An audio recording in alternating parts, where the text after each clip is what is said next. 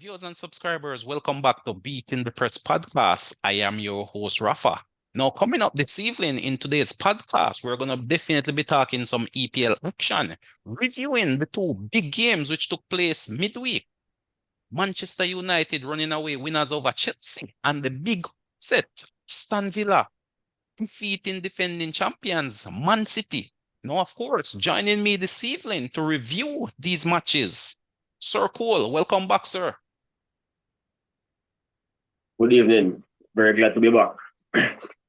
Yes, indeed, Sir Cole. We're going to be looking back, but also looking ahead because the games are coming and faster.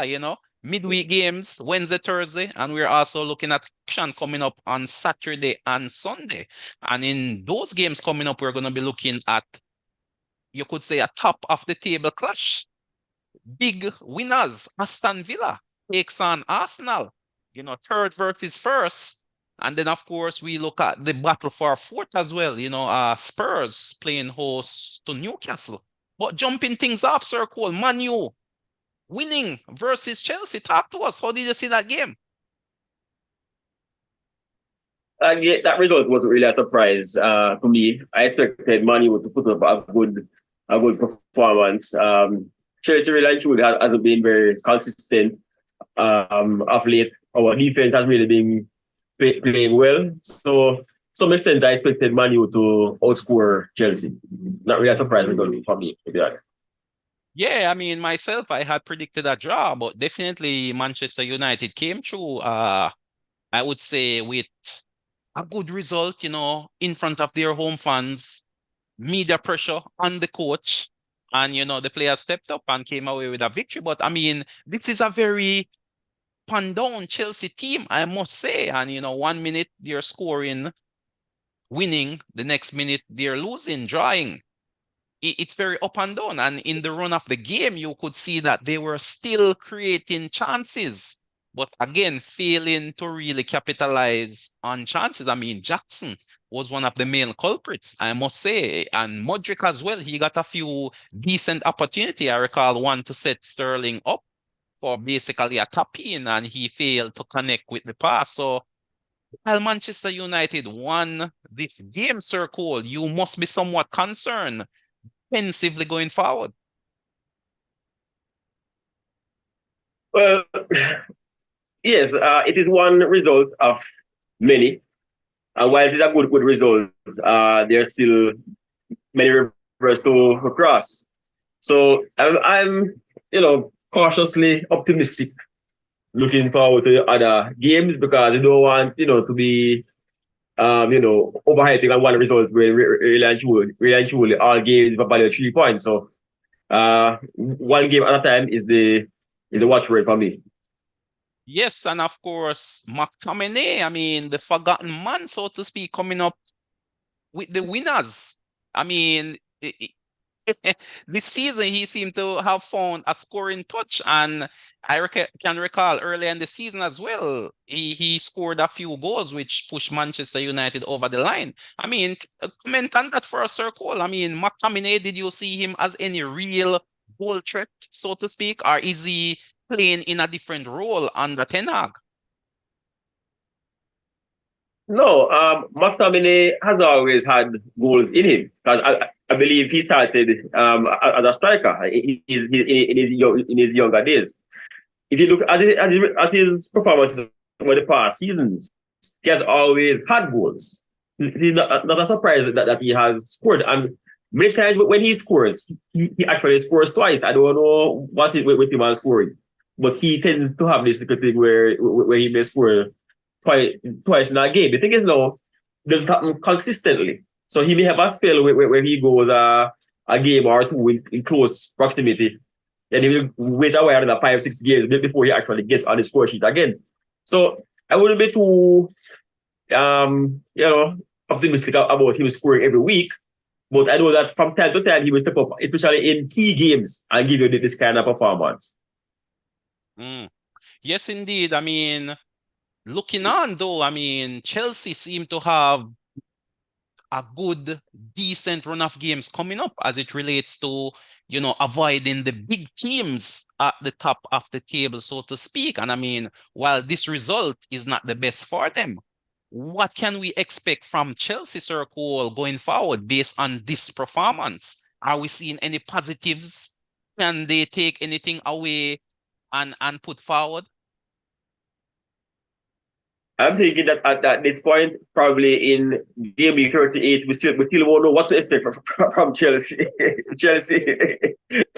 Why the blow hot and then the blow cold. So on any given day, you don't know which Chelsea will actually turn up. Yeah, because we So saw I mean, we saw a good Chelsea yeah, turn continue. up versus Man City. Holding Man City to a draw, and then next thing we know, they're losing, they're drawing. So that inconsistency seemed to be in their game, up, down, hot, cold, scoring, not scoring, conceding, not conceding. As you say, it's very unpredictable as to which Chelsea will turn up on a given day. And I mean, coming up, they're facing what I would classify as a decent Everton team. I mean, don't let their position in the table fool us. They have been back That is true. 10 points. So while they may be at the basement of the league, in reality, if you add that 10 points to their points tally now, they would be above Chelsea. Yeah, which is true. Right now, Chelsea can't take any team lightly. No matter the name, no matter the position in the league, Chelsea has to take every game very seriously. Because I mean, no matter how the approach is, you can go in and it works or it doesn't work. Chelsea is just yo-yo, up and down, hot and cold, both extremes. Just no Yeah, matter which definitely. one turns up on the. Yeah, for sure. Definitely. Pochettino definitely has his work taught. And uh going forward, one wonders if they go on foreign run, if his job may now be called into question, but time will tell as it relates to that one. Time will definitely tell. But Sir Cole, the big upset of the game week, Aston Villa besting Man City 1-0 at Villa Park. How did you see that one? Comment on that game for us. Well, I don't know if you want to say big upset. It was an upset, and it's a win for a team which is in form versus a team which for the last 3 games has not really been in much good form. So we say it is a big upset. Name wise it is, but results wise it really wasn't. And Aston Villa playing at home, you know that the results show that they are a team to be taken very seriously, and a fitting result based on how they have been playing so far this season. Yes, I mean, this is now what, 14 games being won at home by Aston Villa. Uh, and it was a dominant performance. The game may have ended 1-0, but I was looking at some statistics, Circle, and Aston Villa had 22 shots at goal, while Man City had, and those 2 shots from Man City came in the space of 10 seconds. It was 2 Haaland shots, back-to-back shots, pretty much. He headed one and the goalkeeper saved, and then he hit the rebound on target again, and the goalkeeper also saved that shot. Those were the 2 shots that Man City had on target in the game itself. I mean, some shocking statistics coming out of this one. Aston Villa pretty much breaking some records against Pep in all his years of coaching, and the Aston Villa fan must be reveling in this win. And not only did they win, but they leapfrogged Man City in the process up to third. Who would have thought that Well, I come? mean, not many persons for sure. And I mean, it's not just that they won, but the manner in which they won, the kind of dominance they asserted, keeping Man City away from goal, keeping Man City scoreless. And Aston Villa themselves have really been conceding consistently. Every game they actually concede. So to keep a team like Man City, which is a free scoring team, off the score sheet, says a lot about how they prepared for the game and how they manage such a high profile game. And I think that it can only be, see it as a big step going forward in terms of looking forward to how they progress for the rest of the season. Yes, a lot of credit must go to Emery and the players. Leon Bailey coming up with that goal and had a tremendous game, really running at the Man City defense, to be honest. So credit must go to the Aston Villa team. Nothing can be taken away from this team, a well-deserved victory. And, the performance itself was one to behold. And I mean, it just goes to show the fragility of a Man City circle without the likes of a Rodri. It goes to show the importance of such a player within this Pep system. The statistics will show that each time he is missing from the team, Man City gets some sort of bad result, whether it's a loss or a draw. To a circle, I mean, can Man City bounce back from this and continue their challenge for the title? Or are we Well, seeing a regression finally in this Man City team? no, I will put it outside of the reach of Man City that they can still pull off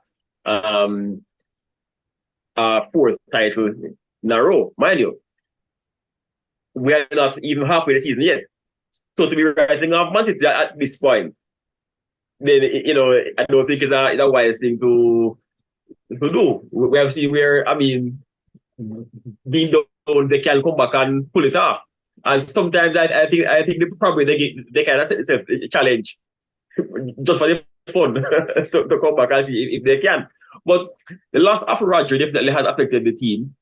The loss of Gundogan as well, because Gundogan, I think we have seen as a figure that can emerge in key games to kind of pick up the slack. I would say, especially from a deep midfield perspective, coming up and applying the hard goal and assist when necessary.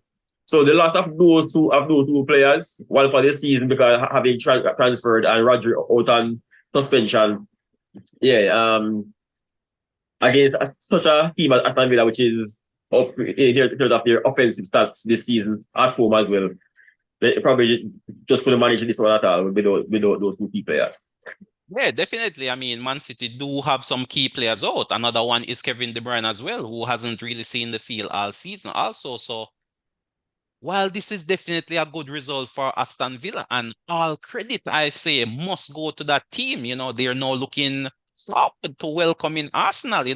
This team must be full of confidence at this point in time. The stadium was definitely bouncing, and with a victory in such an emphatic, dominant fashion, augurs well for a very exciting match coming up on the weekend circle. Definitely that to me is the game of the weekend. All eyes will be on that game. Come Saturday, it's also the standalone game. So you can definitely see that one without any distractions at all. And speaking of which circle, let's jump straight into that one. What's your take on that game? I mean, you've now seen the team. I mean, Arsenal won their match. Aston Villa, first versus third. How do you see this one playing out?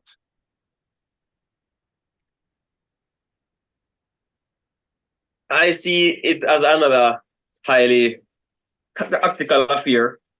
Uh, I don't see another game of the drama of Tuesday with Arsenal versus Luton, another 4-3 at the death win by Arsenal. I think it will be a record now.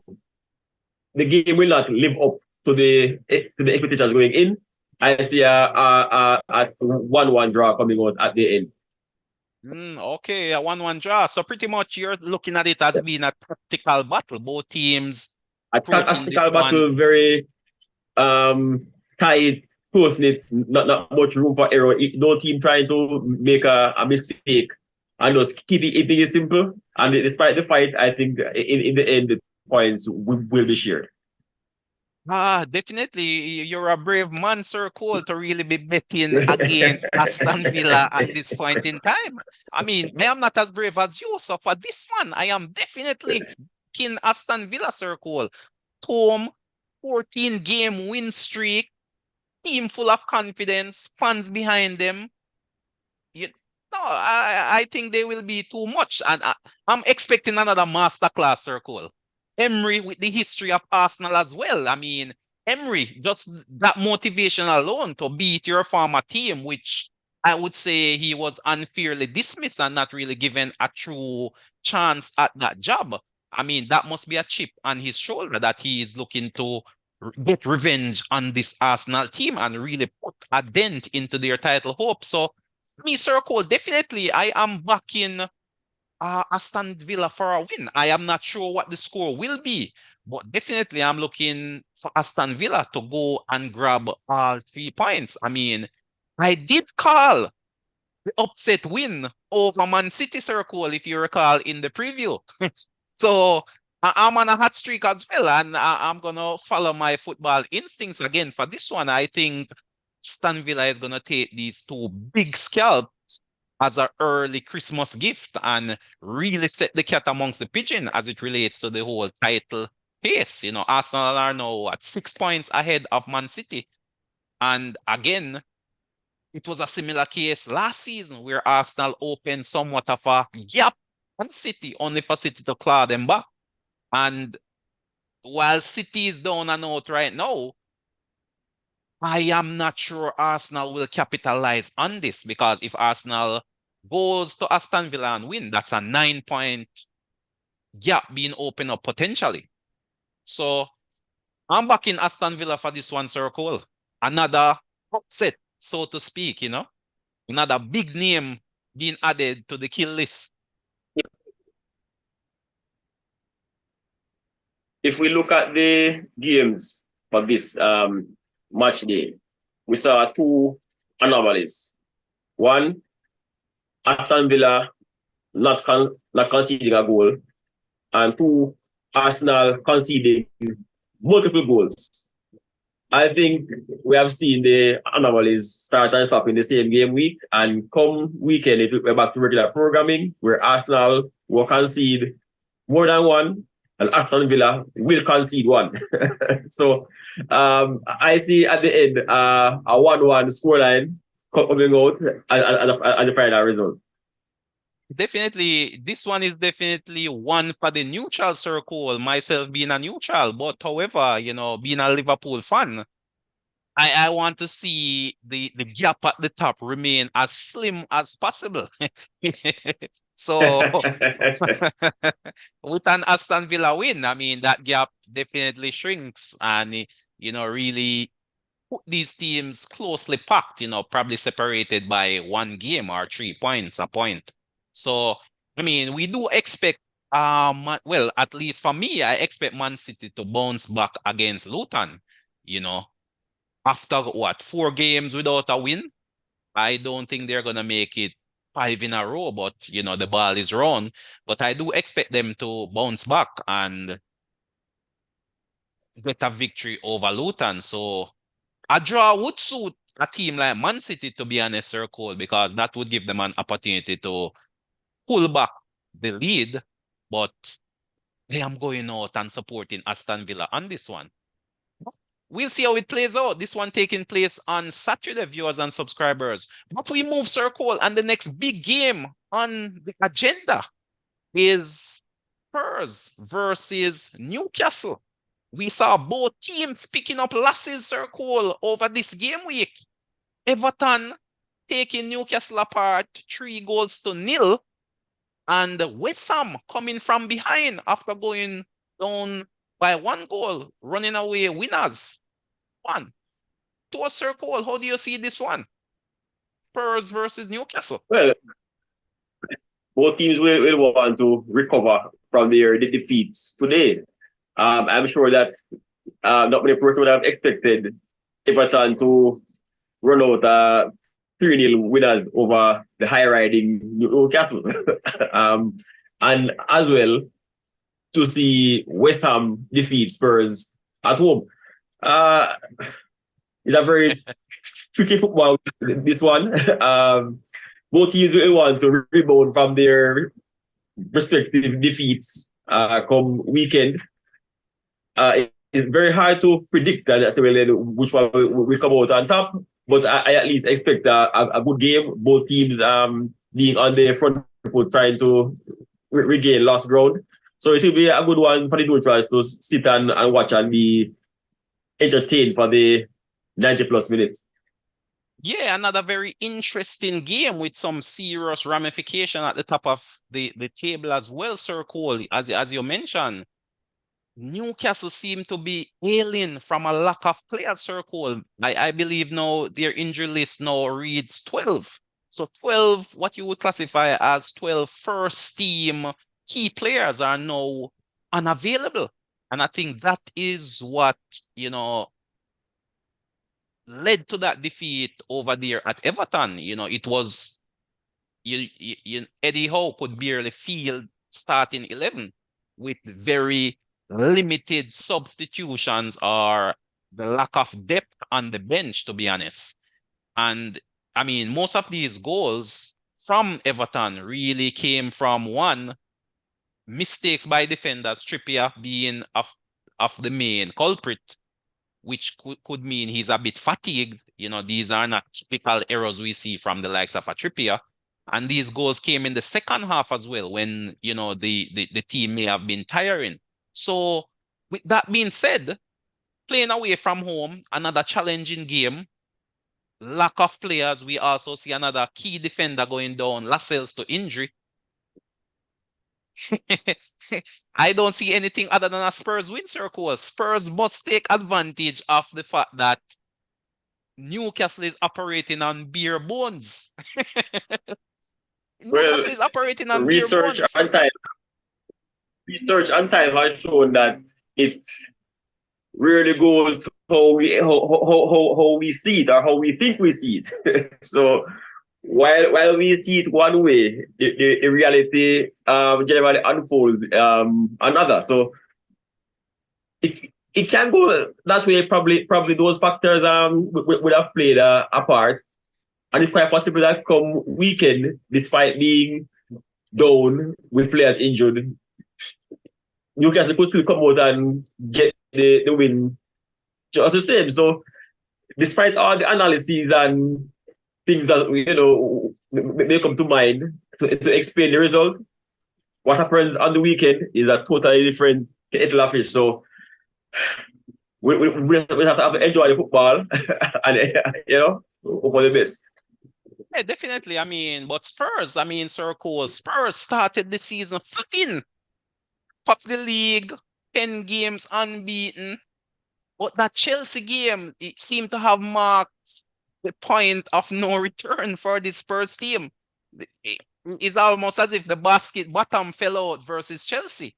Lost the game, picked up key injuries to some key players. It seemed as if this system was built around Madison being of particular importance. The first choice defender, Van der Veen, Romero also picked up a red card in that game and just came for this one where he's got on the score sheet. But the Spurs team has really fallen off. It was a shock result that they got that draw versus City. But here we are a week later, or 2 weeks later, they're losing West Ham home. What's going on in the Spurs camp, circle?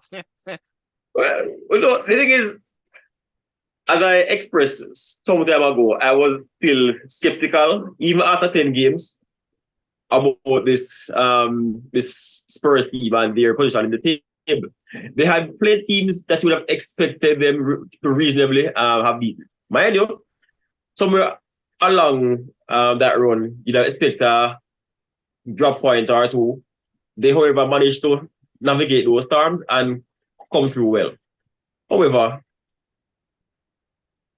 time will always reveal the weaknesses in the team. You can't maintain the levels for so long, especially when it hinges on a few players. I always say that once one of the key players with him, Madison or Son, got injured, then that's where it will fall apart.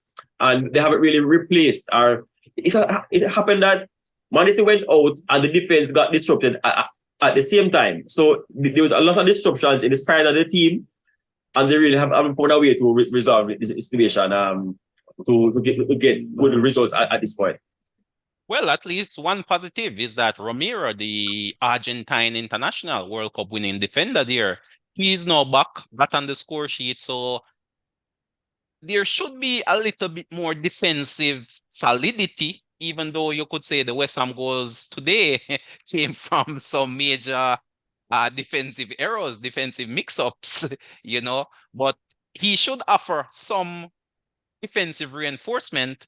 And we have seen Lo Celso, who hasn't played in a while, has now gotten some game time and playing in that Madison role, so to speak. So with another game under his belt today and with the weekend coming up, he seemed to be finding his footing. And I believe Spurs have a little bit more quality in depth to choose from.